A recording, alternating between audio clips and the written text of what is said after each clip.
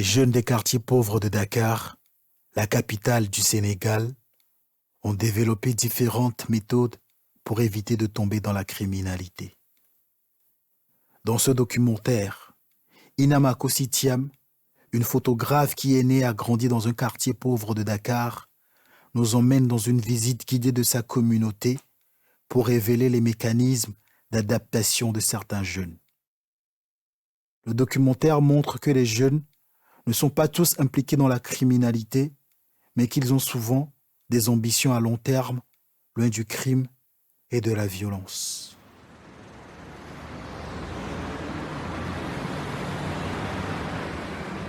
Quand tu es né, que tu as fait tes études à Pékin, tu as grandi là, il n'y a pas un seul jour où tu ne vois pas, où tu n'entends pas de choses qui ont rapport avec la violence.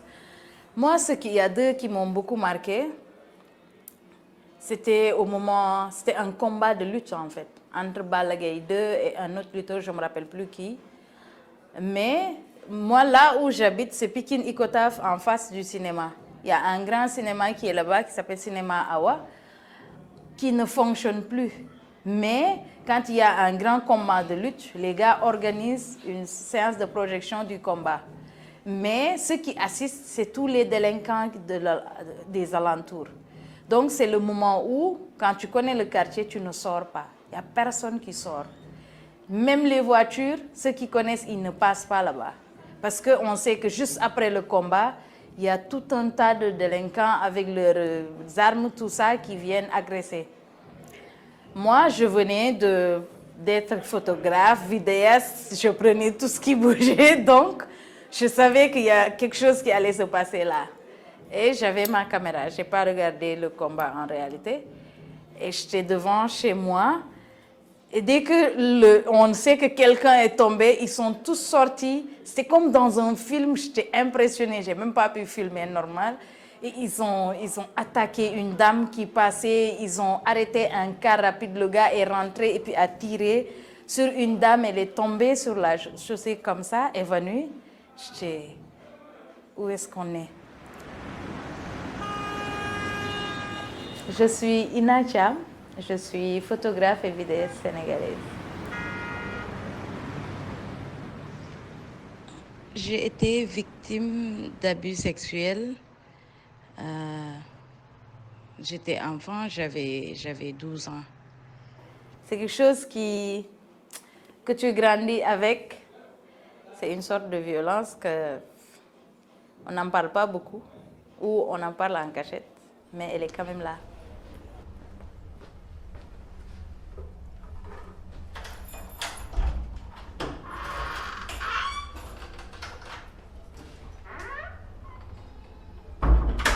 La caractéristique des jeunes de Pikine, d'habitude, c'est deux volets. Hein. Soit on risque facilement de verser dans la délinquance, dans la violence, parce que c'est la plus grande banlieue de Dakar, c'est vraiment intense.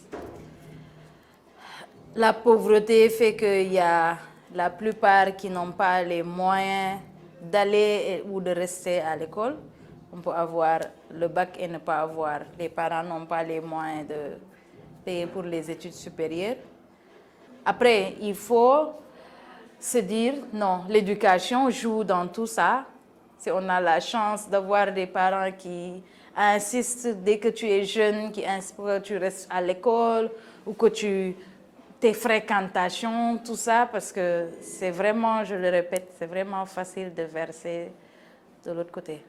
On a un autre volet qui est le sport ou l'art, le hip-hop, qui sauve beaucoup. Parce que si ça ne marche pas à l'école et qu'on n'a pas le moyen, soit on est dans le sport ou l'art, ou on verse dans la délinquance. C'est là présent, donc quand tu grandis dedans, ce n'est plus grave en fait. Ouais. La pauvreté fait qu'il y en a qui, comme je l'ai dit tout à l'heure, ils n'arrivent pas à assurer les frais, même pour l'éducation, même pour manger les 3 repas de la journée.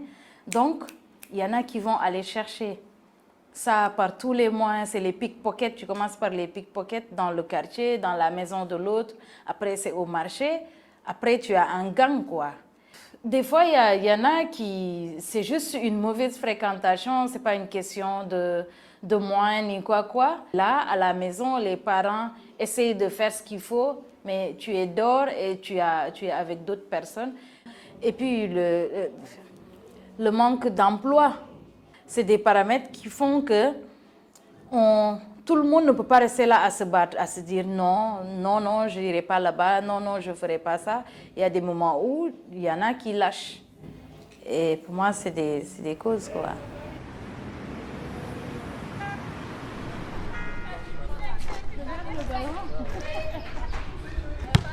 Moi, j'ai joué au basket à Thiaroye. C'est le seul centre dans toute la banlieue qui sensibilise les jeunes sur le danger des drogues, de la cigarette, de la drogue qu'ils utilisent. Et ça reçoit tellement de gens. Et pour moi, des centres comme ça devrait exister un peu partout dans la banlieue parce qu'on sait que les jeunes sont vulnérables là-bas. Donc, si tu n'as pas la chance de rencontrer des gens qui peuvent t'amener dans ce centre ou que tu joues au basket ou les coachs te conscientisent ou on fasse de sorte que quand tu n'es pas chez toi, tu es au centre, donc tu n'es pas en train d'avoir une mauvaise fréquentation.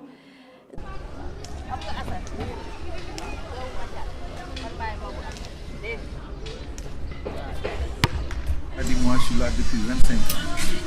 Bon, étant formateur, étant membre fondateur aussi. Et j'ai encadré pas mal de personnes qui sont actuellement dans le haut niveau et qui sont même actuellement dans le basketball local. Avec elle, je suis bien parce que c'est moi qui l'aime. Et c'est ma fille, c'est mon aîné. Et vu son caractère, vu sa façon de travailler, je ne vais jamais à l'encourager parce que c'est une fille que j'aime bien. Et c'est ma fille, pour toujours. C'est de l'amour, l'affection que j'ai envers les enfants. Les occuper sainement. Occuper les enfants sainement. Et je ne veux pas les voir traîner. Et les former pour qu'ils deviennent demain des personnes, des leaders, des personnes qui sont vraiment pour servir la société.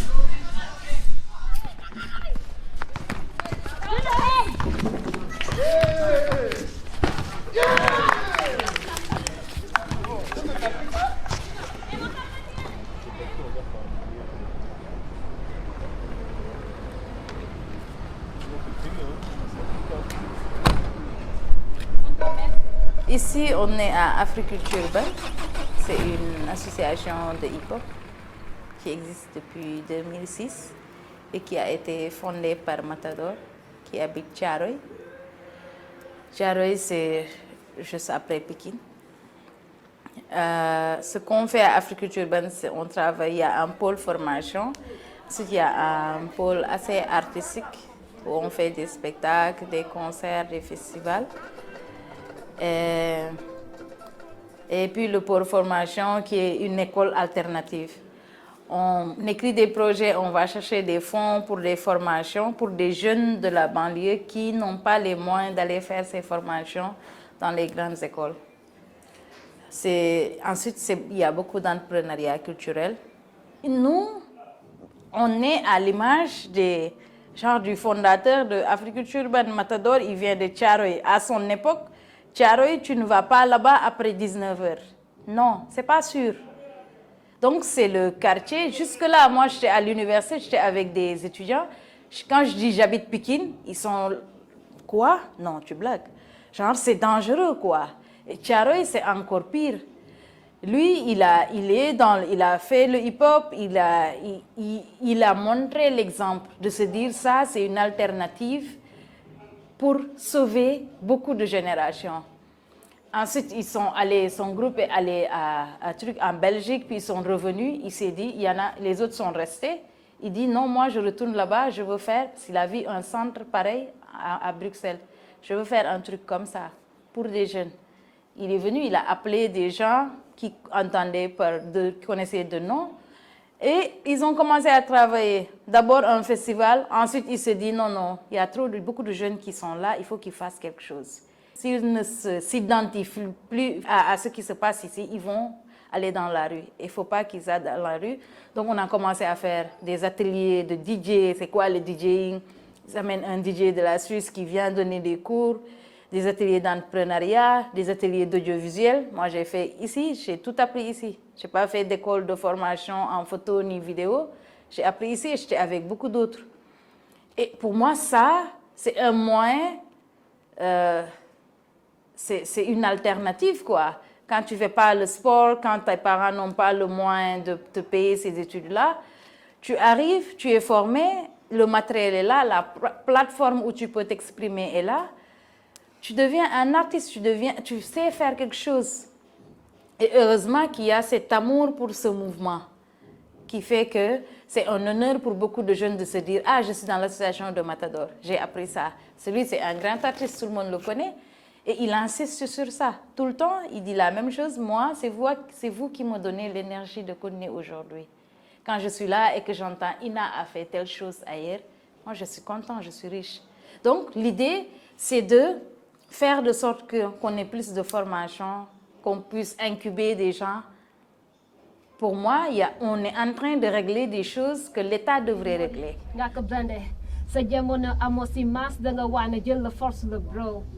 On est obligé. Le suivant avocat, bro, Baninga, Jayahu, sa énergie, bro, amour. Troisième building, Dina Illuminati, Danga façon, Bimoto. Oh, sorry.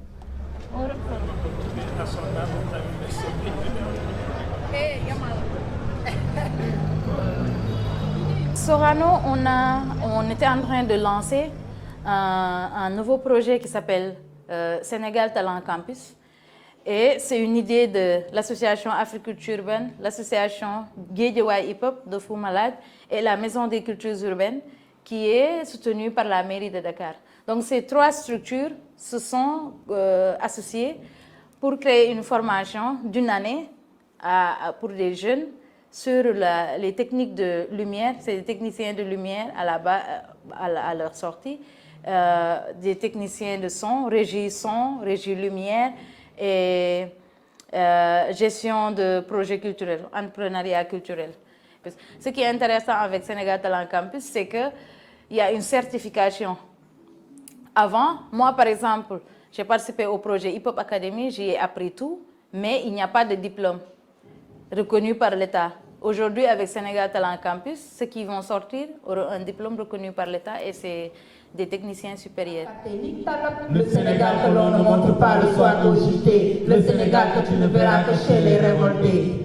Je suis une vérité. Je suis une philosophie. Je suis une réalité. Je suis une phobie. Je suis une voix. Je suis une idée. Je suis une pensée. Une foi. Une loi. Une justice noire sur blanc, impartiale et droite pour noir et blanc. Je suis le rap. Je suis le breakdance. Je suis le DJ. Je suis le graffiti. Nous sommes le hip-hop slam.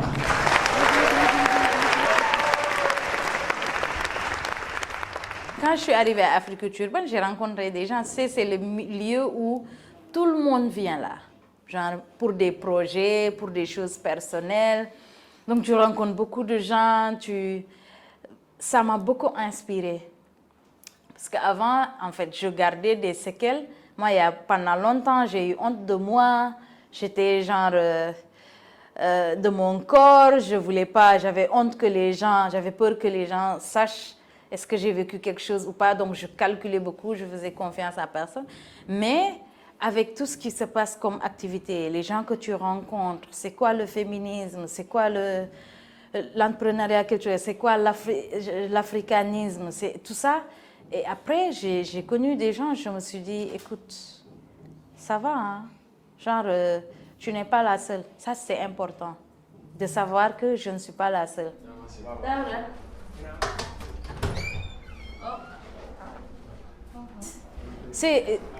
Moi, je suis arrivée, il y avait 12 personnes ici, j'étais la seule fille dans le bureau. Donc, c'était impressionnant le fait qu'ils ne voyaient pas un garçon manquer. Tout ce dont ils avaient besoin, c'est qu'est-ce que j'ai dans la tête. Et pour moi, ça, c'était important. Et puis, ils me faisaient confiance. C'est vraiment comme si j'ouvrais la porte d'une autre vie. Et là, j'ai commencé à m'intégrer. Et il y a beaucoup d'autres filles ont essayé de commencer à s'identifier à Ina. Beaucoup d'autres voulaient être photographes. Et même tous les gars étaient fiers de voir la fille photographe là. Moi, ça m'a fait quelque chose. Après, on a créé une association qui s'appelle Genji Hip Hop, qui se regroupe les femmes qui sont dans les cultures urbaines. Et là, il fallait parler des questions de femmes, de questions qui nous concernent, de violence, de tout ça en fait. Il fallait qu'on se regroupe et qu'on parle de femmes dans le hip-hop parce que c'est compliqué socialement, que la famille te laisse être ce que tu veux, faire ce que tu veux faire.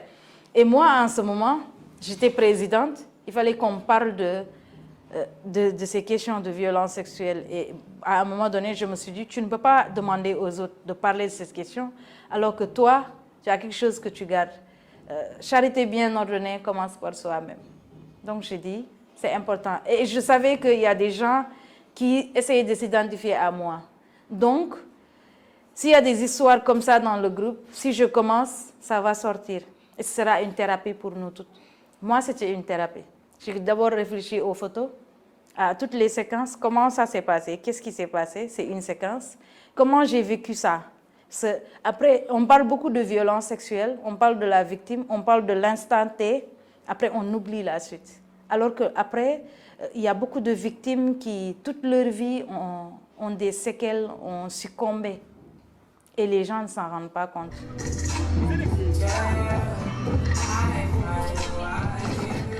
Zenix, moi je l'ai rencontrée ici, à Africulture Urban, quand je suis arrivée. Elle n'était pas encore dans le bureau.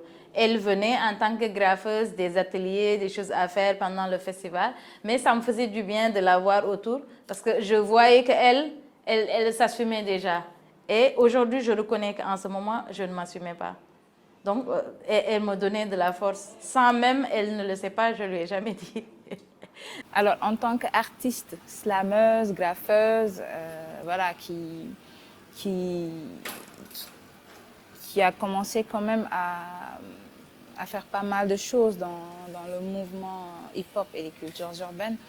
Et en fait, je pense que l'art peut être une alternative contre cette violence. Si on s'en tient au fait que l'art ne peut être que positif, je pense que c'est quand même l'une des meilleures alternatives que nous puissions avoir pour pouvoir éveiller les consciences, pour pouvoir sensibiliser, que ce soit l'art visuel, que ce soit l'art oratoire, que ce soit tout type d'art. Et je pense que tout au fond de moi, ça reste quand même une solution qui peut beaucoup nous apporter. J'ai rencontré Madzo, je ne sais plus où, je pense que c'était au Festigraph, parce que j'étais genre cette nana que tu voyais partout, spectacle, concert, graffiti, tout ça, je prenais toutes les photos tout le temps, donc je les rencontrais comme ça. Je pense que c'était un Festigraph que Docta organise. Et puis c'est quand on se rencontre tout le temps, c'est un milieu grand, mais c'est petit en même temps, les gens se connaissent. Mais après, on a eu une relation assez étroite qui ne se limite plus au boulot. C'est un gars qui a beaucoup d'écoute, qui te soutient beaucoup. C'est ça aussi, c'est très important, le fait que les gens comme ça, que tu connais sur Internet, ils t'envoient des messages pour te dire « Continue, tu fais bien les choses ». Ça, pour moi, c'est bien et Madzo a joué ce rôle-là. Jusque-là, et puis c'est une personne assez inspirante en tant que graffeur, mais sa spiritualité qui transmet, en fait, qui intègre dans son travail artistique, ce qui est un mélange, pour moi c'est un contraste magnifique. Lui, en tant que Tidjania, qui est dans la religion, mais à fond, et après ce truc graffiti artiste qui est vu comme de la délinquance, qui salit les murs. Et il sait combiner ça. Et ensuite, lui, c'est un activiste à fond. Et moi, il m'inspire beaucoup. Nous, on est nés dans ce milieu-là où on est tout le temps en compétition. Quand la religion vient nous dire que la vraie compétition, c'est selon toi, avec toi, en fait, ça évoque une autre vision du monde. On est plus en compétition avec soi-même qu'avec l'autre. Donc ça fausse un peu cette idée on s'impose dans la rue par la violence ou par la drogue et tout ce qui s'ensuit. Moi qui vous parle personnellement, j'ai expérimenté ce monde en fait. À un moment donné, il y a eu de mauvaises fréquentations, il y a eu la drogue, il y a eu en fait traîner d'or, il y a eu en fait cet appel à la violence. Et de mon expérience personnelle, je vous dirais que en fait, la religion a été sauveur. Dans la mesure où, la première fois même où je suis parti voir un guide spirituel, il m'a très vite demandé en fait le pourquoi j'étais là. Et ma première réponse a été, je veux canaliser cette colère qui m'habite en fait, parce qu'il y avait beaucoup de colère. Et la religion, en fait, le soufisme m'a permis de comprendre ce mécanisme spirituel où on vénère quelqu'un, où on vénère un esprit supérieur, mais on honore nos ancêtres. Donc ça a été, en fait, cette forme de discernement m'est venue avec la religion et qui m'a permis, en fait, de canaliser ces énergies et d'en faire quelque chose, d'en faire, en fait, une source où je puise, en fait, cette force pour vouloir servir ma communauté, pour vouloir servir mon peuple. Walou, je sais que c'est un mot wolof qui veut dire sauver, venir en aide. Mais je ne connaissais pas l'application.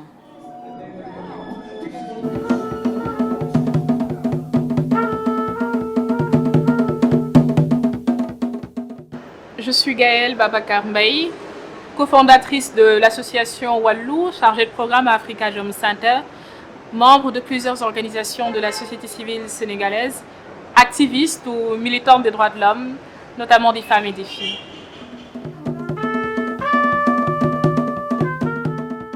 Alors, Walou est né d'une initiative de jeunes étudiants, de secteurs différents, de domaines différents, des informaticiens, des juristes comme moi, des personnes passionnées de services communautaires, des personnes qui se sont toujours senties comme les principaux acteurs envers la communauté et qui se sont dit que voilà, il y a une hausse de la violence au Sénégal.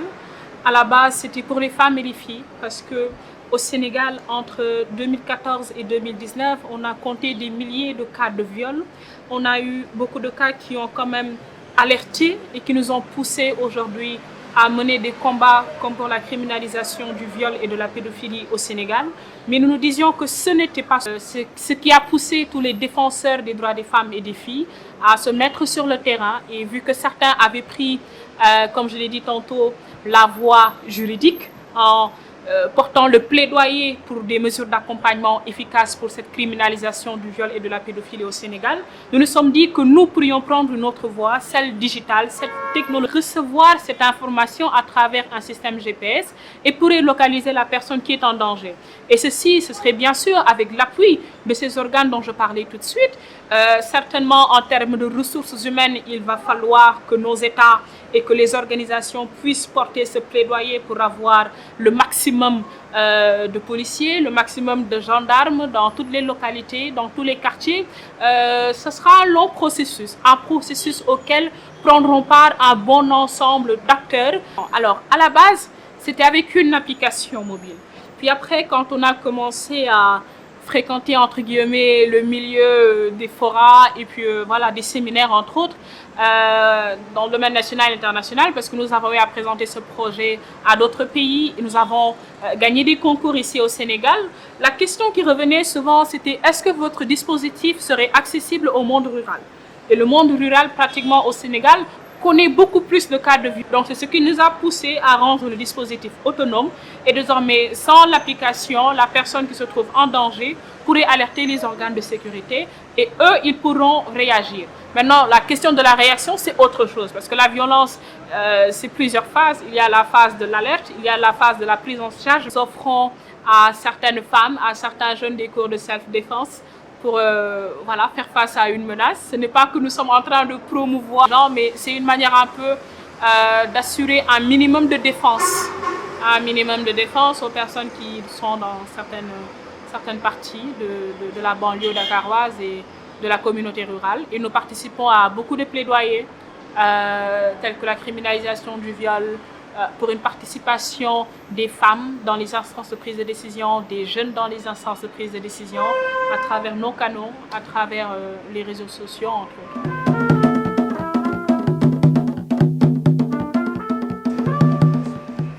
Alors, si c'est des recommandations, c'est bien sûr de revenir sur toutes les causes que nous avons évoquées récemment, de mettre en place des politiques publiques efficaces à travers lesquelles les jeunes pourront se sentir, d'impliquer les jeunes dans les instances de prise de décision. C'est très important parce qu'il faut des jeunes également pour parler à des jeunes, mais que les jeunes eux-mêmes sachent que autant ils sont victimes, autant ils sont responsables de ce qui se passe. Parce qu'aujourd'hui, si on a envie de combattre un bon nombre de choses, si aujourd'hui on a envie que notre voix... Moi, je demanderais à l'État de faire confiance à la culture et au sport. Parce que au-delà de les métiers qu'on apprend dans ces lieux-là, il y a des gens qui sont là pour insister. Ils sont prêts à tout pour que tu ne verses pas dans la violence, que tu entreprennes quelque chose, que tu apprennes. Il y a cette responsabilité de représenter le Sénégal, même partout. Et moi, j'ai fait le sport, moi, la responsabilité, cette solidarité que j'amène ici, je l'ai appris dans le basket. Parce que les coachs, ils travaillent ton humanité, ta tête. Et puis après, sur le terrain, c'est une responsabilité d'avoir un ballon, d'autres meneurs. Et c'est ces skills-là qu'on amène dans la vraie vie. Le hip-hop, c'est la même chose. Il y a beaucoup de gens, on entreprend. Et on est dans un pays où la majorité sont des jeunes. Donc, ils écoutent la musique. Le hip-hop sénégalais est très, très social. Les graffeurs, ils veulent donner des messages. Ce n'est pas des taggers qui viennent écrire leur nom. Ils insistent, c'est un truc qui leur est propre, c'est un devoir pour eux. Les rappeurs, pareil. Et donc, pour moi, si cette jeunesse fait confiance à ces gens-là, l'État devrait aussi.